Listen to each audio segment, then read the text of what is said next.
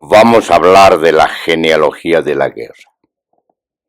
Como hemos dicho en un ensayo, la genealogía tiene que ver con el nacimiento, no necesariamente con el origen. Hay una diferencia entre nacimiento y origen.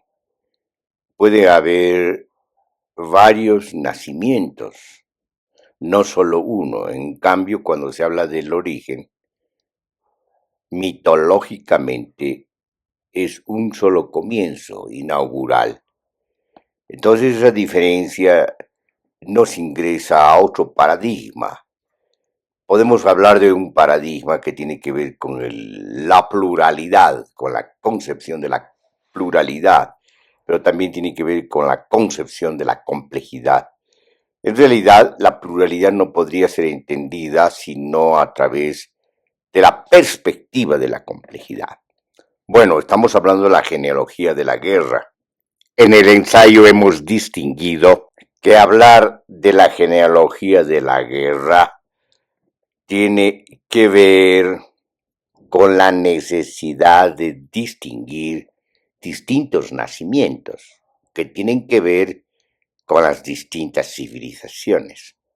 Se puede decir épocas, pero épocas es una visión o un recorte temporal que separa de la composición de lo que ocurre en esa temporalidad que tiene que ver con la civilización, y en una misma temporalidad pueden cohabitar y coexistir más de una civilización.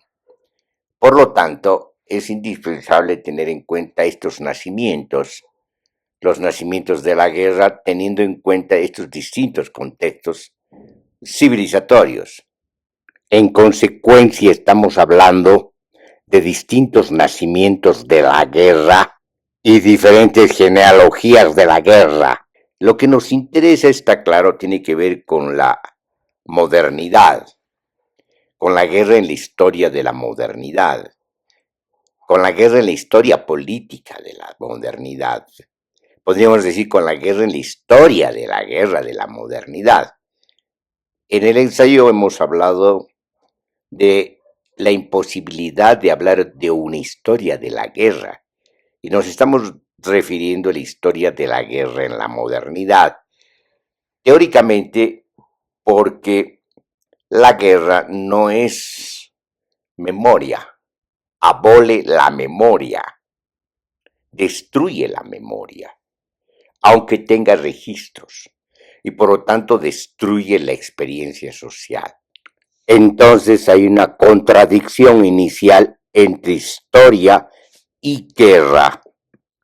La guerra se opone a la historia. Hay que sacar consecuencias de lo que estamos diciendo.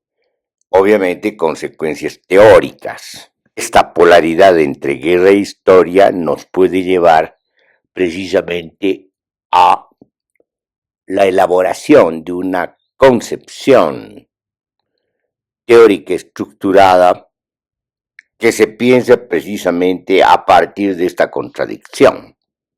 No necesariamente hablamos de la dialéctica de la historia y de la guerra, donde la historia deriva o deviene guerra, en el sentido de que la guerra es una especie de síntesis dramática de la historia, y que la historia es también, aunque parezca paradójico, una realización de la guerra. Y aquí no solamente nos referimos a esa concepción de la historia que se encuentra en Defender la sociedad de Michel Foucault, donde se establece que en el comienzo hay una guerra de conquista, y a partir de esa guerra de conquista se impone una dominación, y esa dominación se consolida a partir precisamente del establecimiento de las instituciones, es decir, del Estado. Y cuando se lo hace, hay una pretensión de legitimación a partir precisamente de la praxis de estas instituciones.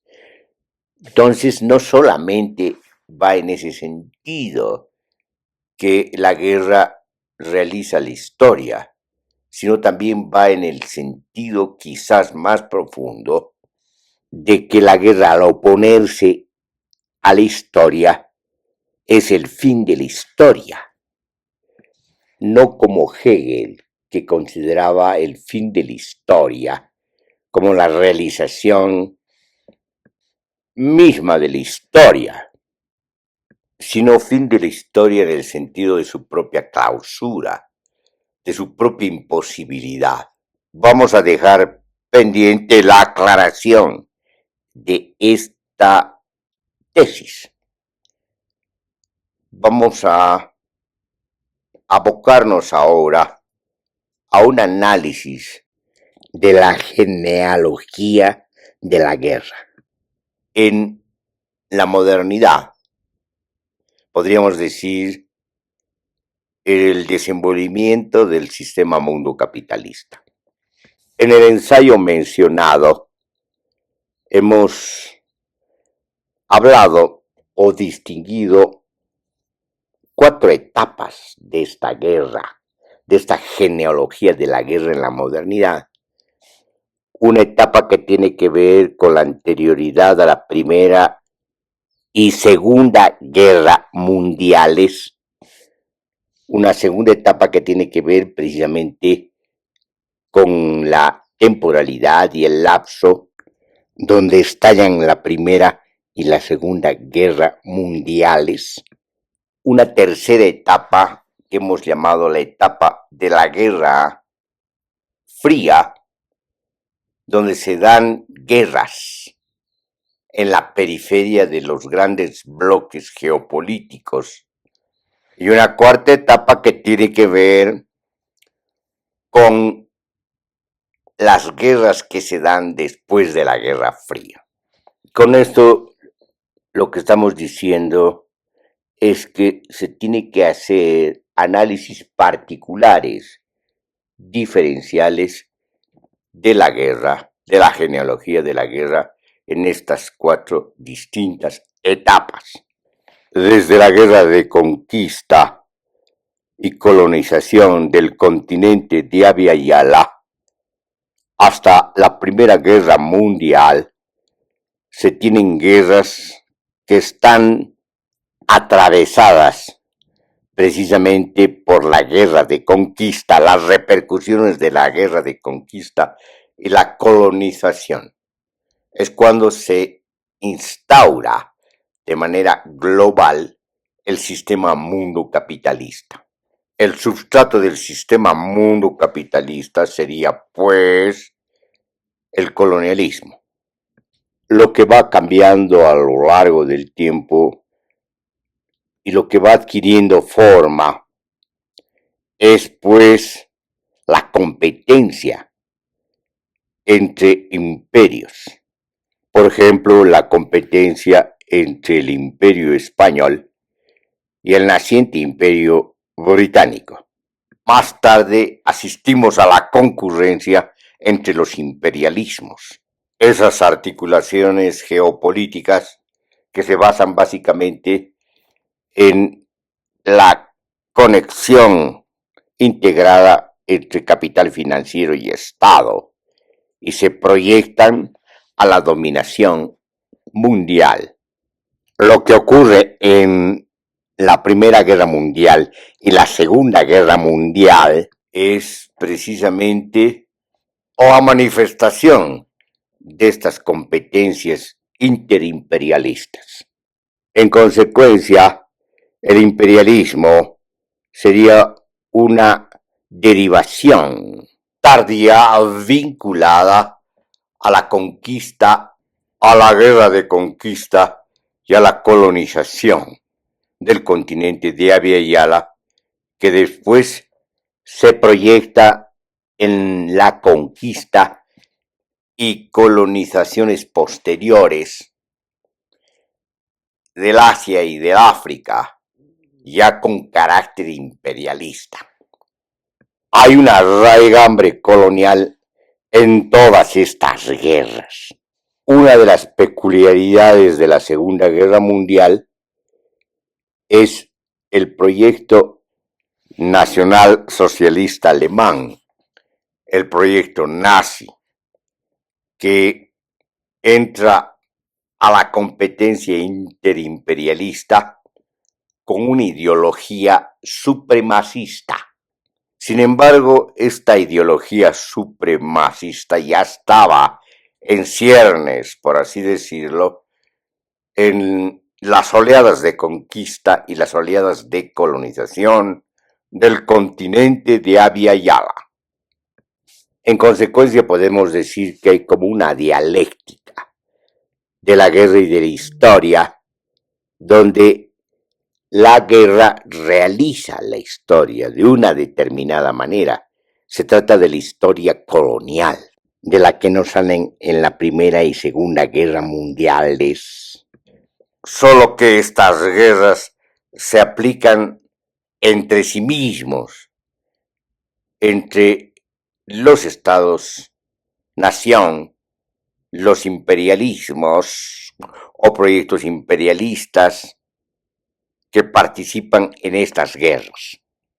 De lo que se trata es repartirse el mundo, repartirse las colonias, y el ganador conservaría las colonias conquistadas en África, en Asia, y quedaría en disputa lo que pase con el subcontinente de América Latina y el Caribe.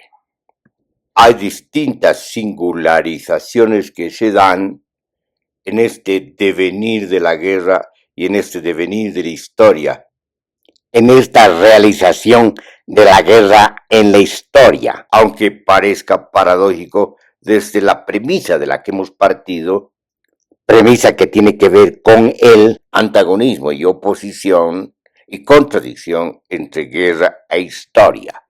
No olvidemos que en la dialéctica lo importante es la síntesis de las contradicciones, la forma como se resuelven estas contradicciones en una incorporación, en una realización distinta y por lo tanto en una composición distinta de la contradicción entre historia y guerra. Una vez finalizada la Segunda Guerra Mundial y teniendo claramente a los vencedores de la guerra, que son las potencias que van a conformar el estrato de seguridad de Naciones Unidas, donde se encuentran como principal referencia en principio los Estados Unidos de Norteamérica y la Unión de Repúblicas Socialistas Soviéticas, las dos superpotencias. Ingresan Gran Bretaña, es decir, el Reino Unido, y Francia. Posteriormente va a ingresar la República Popular de China al Estamento de Seguridad de Naciones Unidas, en un mundo definido por dos bloques geopolíticos, el bloque con referencia en los Estados Unidos de Norteamérica y el bloque definido con referencia a la Unión de Repúblicas Socialistas Soviéticas, teniendo en cuenta el alcance de la tecnología de la guerra, que ya tiene al alcance de sus manos las armas de destrucción masiva nucleares. La guerra misma se hace imposible. Como lo dijo Joseph Stalin, en esta guerra todos perderíamos. Entonces se hace imposible la guerra entre las dos superpotencias. Lo que ocurre es una transferencia de la guerra a las periferias.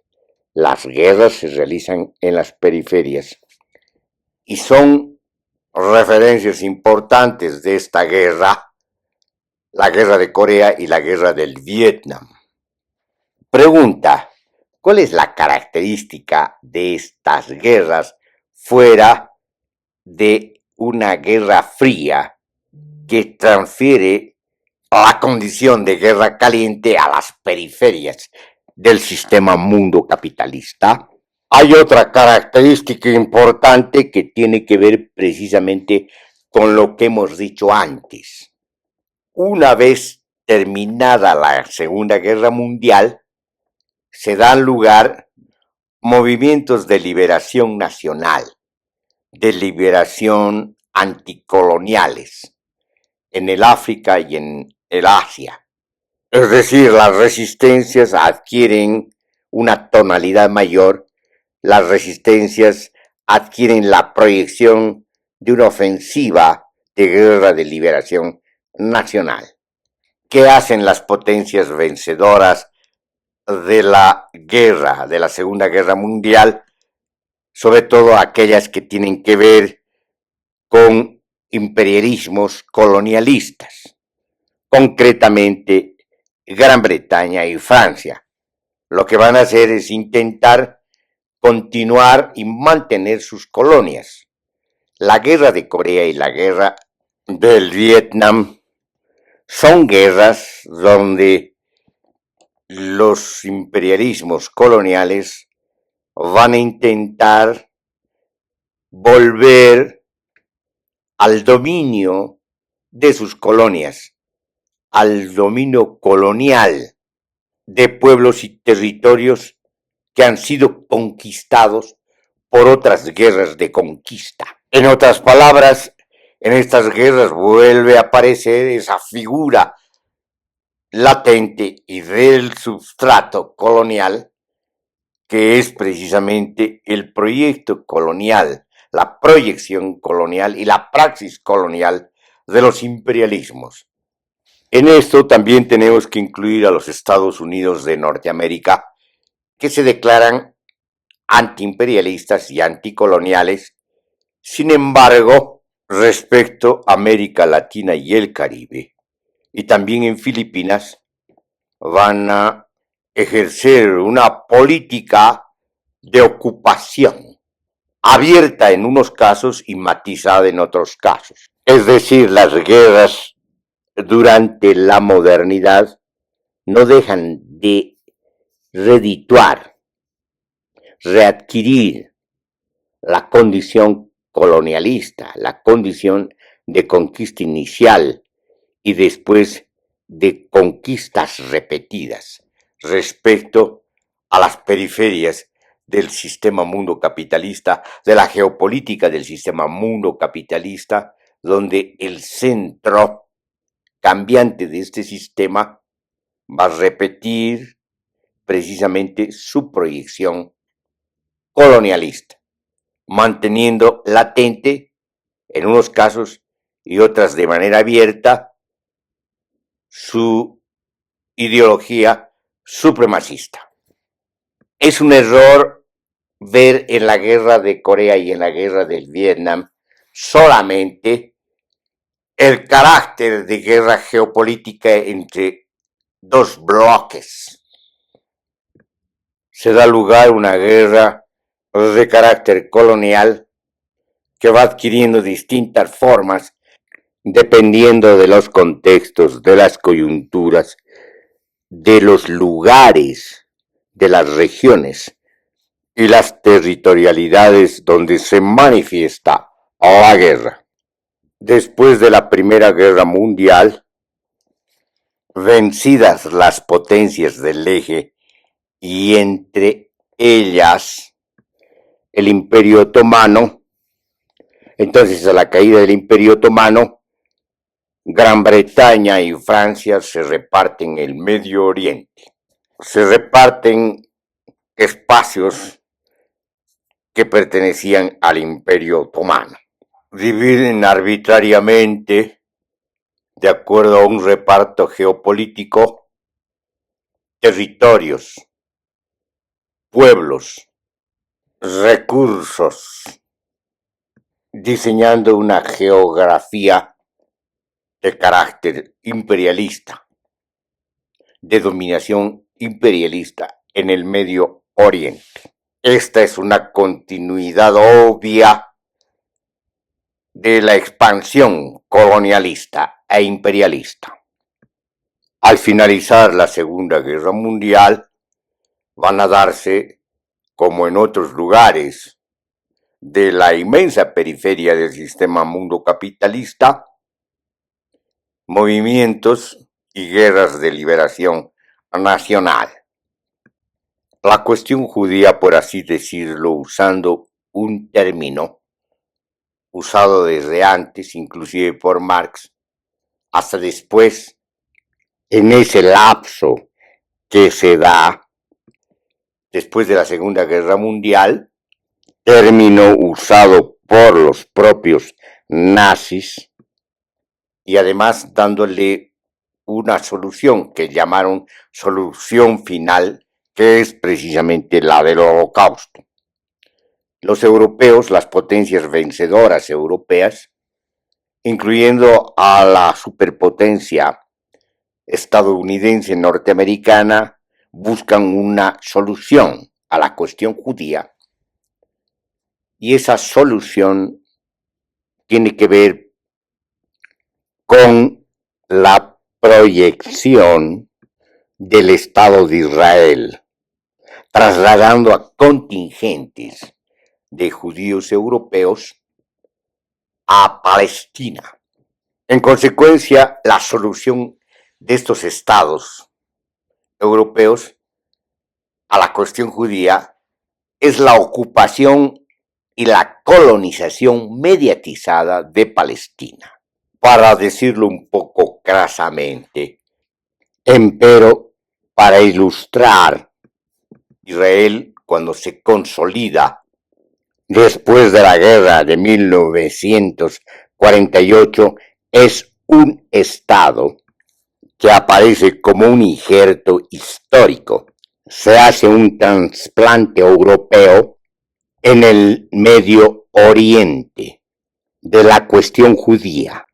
No hay que olvidar que hablamos de cuestión judía usando un término heredado y equívoco que alude a una población, a una cultura, a una religión complejas, a su diáspora, que no tienen una misma y única característica, sino diferentes, y además que han experimentado sus propios desplazamientos, modificaciones, cambios y transformaciones. No es lo mismo hablar de judíos que se quedaron en Palestina y que convivían con los árabes, que hablar de judíos que migraron, se trasladaron a Palestina para colonizarla. Tampoco es lo mismo el proyecto con características socialistas del kibbutz que el proyecto sionista que estaba en mesa desde fines del siglo XIX. Un proyecto que está elaborado no solamente por un estrato dominante vinculado a las finanzas, sobre todo los Rothschild, que tienen que ver precisamente con el apoyo a la ideología sionista, que es fundamentalmente una ideología supremacista, que repite con pretensiones místicas eso de el pueblo elegido por Dios, que es parte del mito construido en las escrituras sagradas, que son, además, dicho de otra manera, un poco crasa también, plagio de escritos de religiones más antiguas,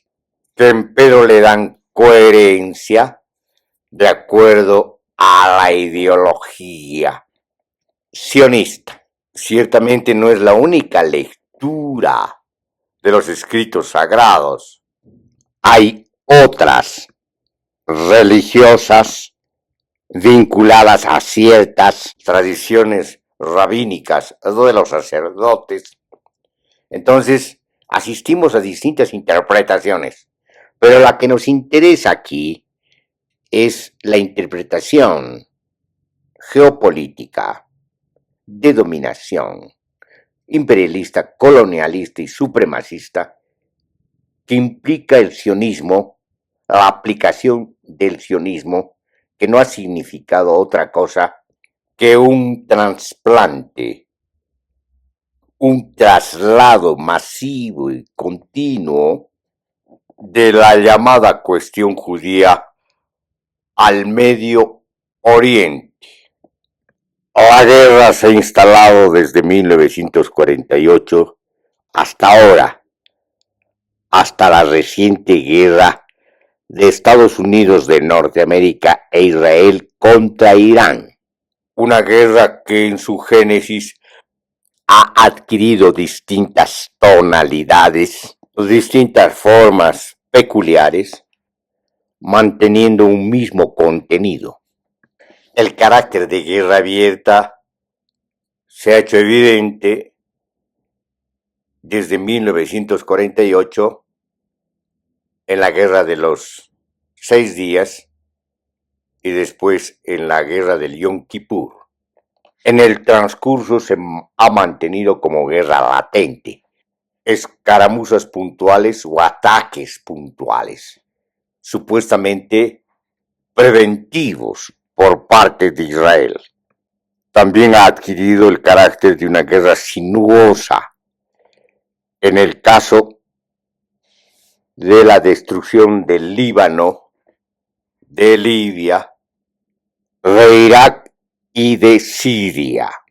En esas destrucciones de estos estados-nación han participado Europa, la OTAN, los servicios secretos y de inteligencia, y obviamente Israel, sus servicios de inteligencia y secretos, en una guerra perversa y sinuosa y encubierta. Sinuosa porque han inventado, han conformado organizaciones como Al-Qaeda y el Estado Islámico, precisamente para destruir los estados-nación árabes. Un caso no mencionado tiene que ver con la guerra de Afganistán, que también tiene características singulares, porque se trata de una guerra contra el ejército rojo que se encontraba en Afganistán apoyando al gobierno que tenía características de pretensiones sociales. Se usó la religión para oponerse a lo que consideraban ocupación del ejército rojo. Al-Qaeda fue una hechura de la CIA. De la misma manera, el Estado Islámico es una hechura de los servicios de inteligencia y secretos de Israel, de la OTAN y de los Estados Unidos de Norteamérica. Se ha armado al Estado Islámico con el armamento del ejército de Libia, que ha sido trasladado a Turquía, y Turquía ha servido como mediador en la transferencia y en el traslado de estas armas. Han habido campamentos de entrenamiento del Estado Islámico en Israel. En pocas palabras, podríamos decir, para ilustrar, que Israel y sus aliados, que en este caso son sus aliados europeos y los Estados Unidos de Norteamérica, han vencido a los estados árabes con una estrategia de simulación, construyendo o conformando instancias y organizaciones más radicales, más fundamentalistas que las propias expresiones musulmanas que había en los estados árabes. Esta vez la imitación fundamentalista sobrepasó a las propias fuerzas de contención de la religión musulmana en los estados árabes. Esta práctica sinuosa se dio con las tácticas y estrategias de Israel contra la Organización por la Liberación de Palestina, contra el gobierno de la OLP, apoyando de manera muy sinuosa a Hamás. Con esto no queremos decir que Hamás es meramente una conformación de Israel. No, lo que queremos decir es que sus servicios de inteligencia han manejado de tal forma, apoyando el crecimiento de Hamás contra la OLP, llevando a cabo la conformación de un gobierno de Hamás en Gaza contra el gobierno palestino de la OLP. Eso precisamente ayudaba a las proyecciones estratégicas del Estado de Israel y sobre todo del sionismo. Se han permitido transferencias de fondos desde Qatar a Hamás. Es muy extraño que a pesar del pleno control que tenía Israel sobre Gaza, se hayan instalado misiles que se mandaban y lanzaban desde Gaza contra Israel, misiles que han sido detenidos, intervenidos e interceptados por el llamado domo estadounidense e israelí. Es también muy extraño lo que ha ocurrido el 7 de octubre del 2023, cuando Hamás y otros grupos ingresan con cierta facilidad al sur de Israel y se comete una masacre en un lugar y en los alrededores donde muchos jóvenes asistían a un festival musical. El ejército israelí tardó como 8 horas en reaccionar. Cuando reaccionó, se disparó no solamente contra los invasores, sino contra todo lo que se movía, es decir, contra los propios ciudadanos. Esta incursión ha servido como excusa para subir la escalada del genocidio contra Gaza, donde se han asesinado entre 70,000 y 100,000 personas, mayoritariamente o significativamente niños y mujeres. En Siria se instauró un régimen fantoche de Israel al ungir como presidente a nada más y nada menos a quien fue considerado terrorista, fundamentalista y cuya cabeza tenía precio, pero ahora resulta ser un aliado de Israel, de los Estados Unidos de Norteamérica y los estados europeos. Ciertamente también Irán ha proporcionado alrededor de 100 millones de dólares anuales a Hamás y otros grupos palestinos. Lo sinuoso está en esta mezcla. Hamás se conforma en medio de la confrontación entre israelíes e iraníes.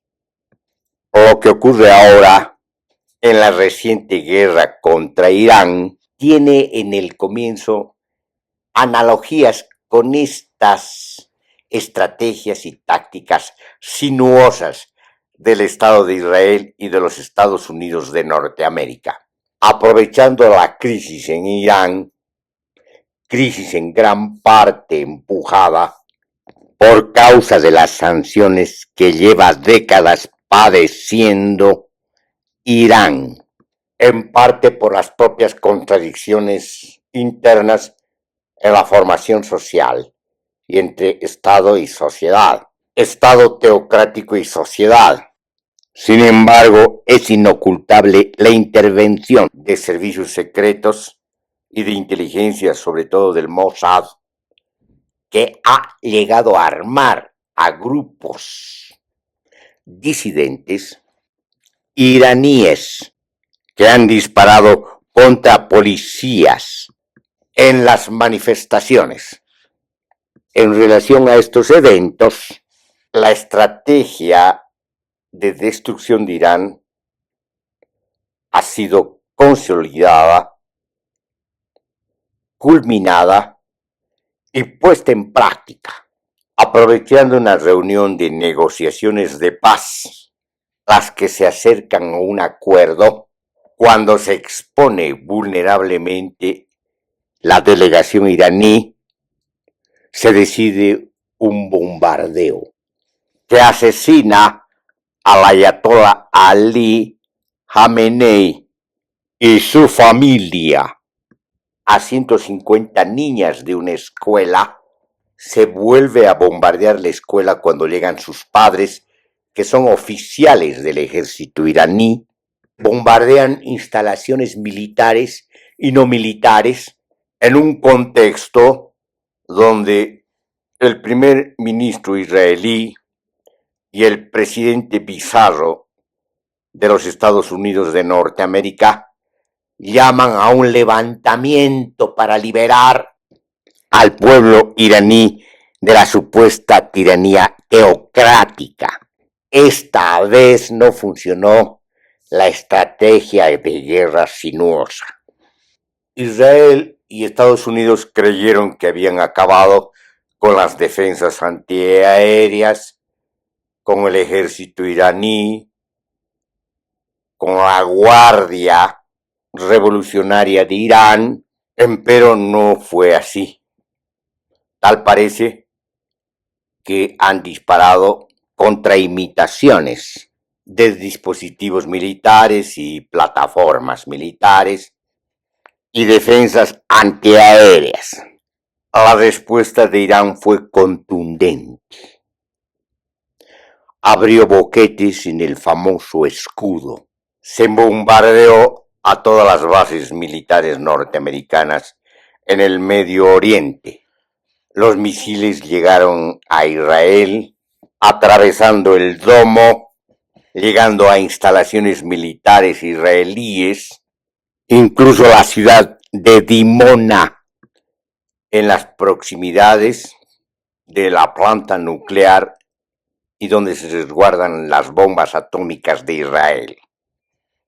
También se han bombardeado instalaciones petroleras de los estados árabes cómplices que cobijan precisamente a las bases militares norteamericanas.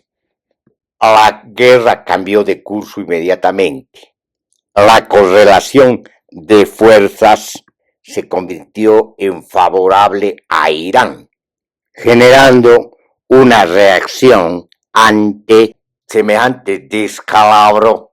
Se han bombardeado de manera patente y abierta y extendida a universidades iraníes, a urbes, a industrias iraníes, donde empiezan a pagar de manera extensa la furia israelí y estadounidense, el pueblo y la sociedad de Irán.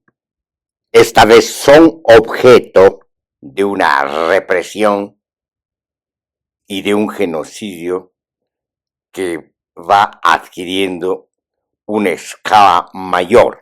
Israel y Estados Unidos comienzan a asesinar a quienes pretendían liberar. Se cayó la estrategia de la guerra sinuosa de Israel y de Estados Unidos. ¿A dónde apuntamos con esta descripción? Con este cambio de escenario, con esta inflexión de los eventos y sucesos de la guerra, apuntamos no solamente a constatar que esta guerra la pierden Estados Unidos e Israel, que esta guerra marca el fin del dominio estadounidense en el Medio Oriente y también quizás el fin del dominio estadounidense en el mundo. Asistimos a la clausura del ciclo largo vigente bajo la hegemonía norteamericana, además de marcar el fin del dominio bélico del Estado de Israel, cuyo ejército colapsa en esta guerra, sino que apuntamos a algo que tiene que ver con nuestra tesis de análisis, con la genealogía de la guerra. Hemos dicho que a lo largo de la historia de la modernidad, la guerra se ha caracterizado por ser una guerra cuyo substrato es colonial, fuera de ser imperialista, e imperialista de manera notoria en la Primera y la Segunda Guerra Mundiales. La guerra contra Irán forma parte de una guerra que intenta detener esta clausura del ciclo largo vigente bajo la hegemonía norteamericana e impedir la apertura a un nuevo ciclo largo de otro capitalismo vigente, que sería la República Popular de China. Se trata de evitar el cambio de la jerarquía del orden mundial de las dominaciones y quizás la propia clausura de este orden mundial de dominaciones, asistiendo a un novísimo orden mundial bajo otras características y otra estructura que hemos caracterizado como el de la ruta de la seda actualizada en las condiciones de las revoluciones tecnológicas, científicas, cibernéticas y comunicacionales que vanguardiza China. Como posibilidad contenida se encuentra la clausura del ciclo largo de la genealogía de la guerra, que tiene que ver con el colonialismo, la colonialidad y las repetidas conquistas, guerras de conquistas proliferantes en la inmensa periferia del sistema mundo capitalista.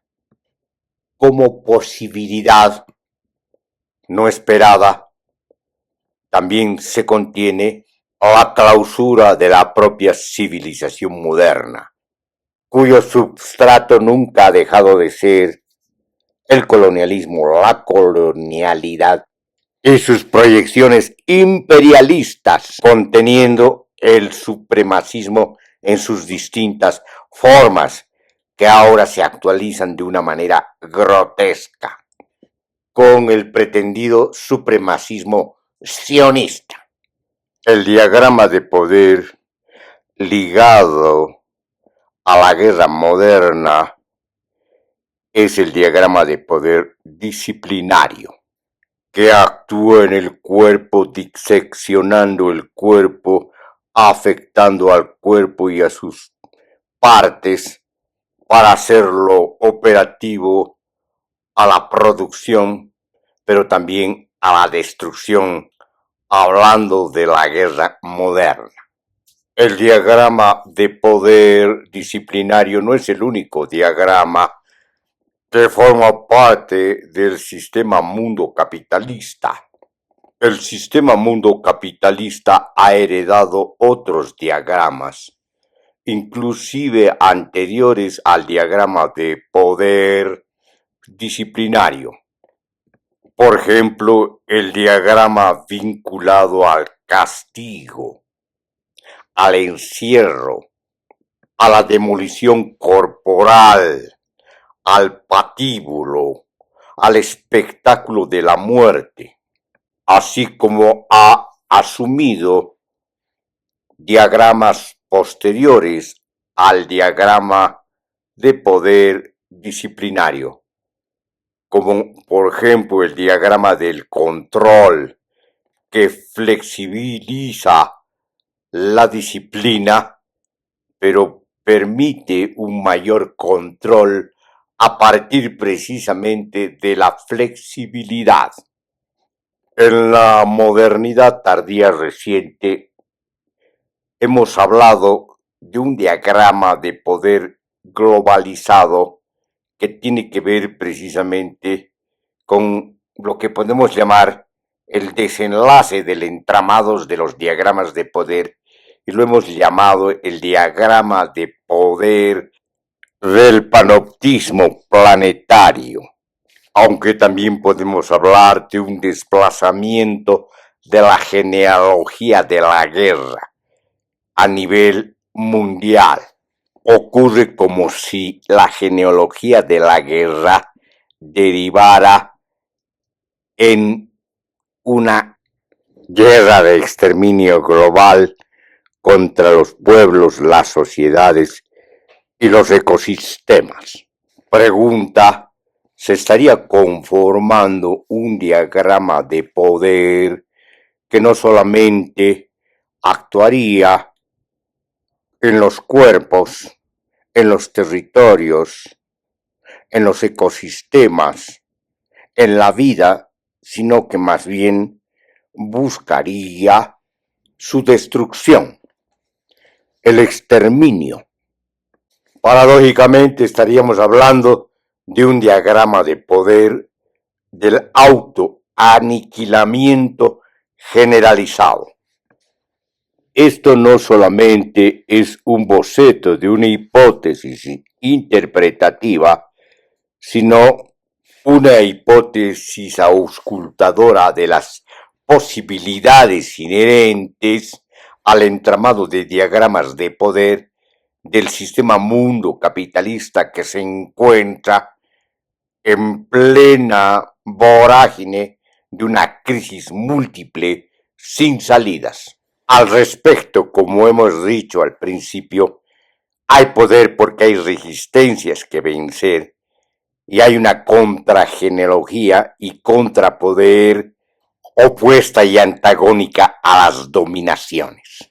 Frente a lo que ocurre, frente a la continuidad de la genealogía de la guerra, los pueblos y las sociedades tienen la responsabilidad de transformar las resistencias en una resistencia colectiva, generalizada, de todos los pueblos y sociedades contra la proyección de muerte de la hiperburguesía que domina el mundo, que habita burbujas, que confunde la realidad con sus fantasías y perversiones, y quiere reducir al mundo al estrecho volumen de sus propias burbujas, que estarían suspendidas en un inmenso y tétrico panorama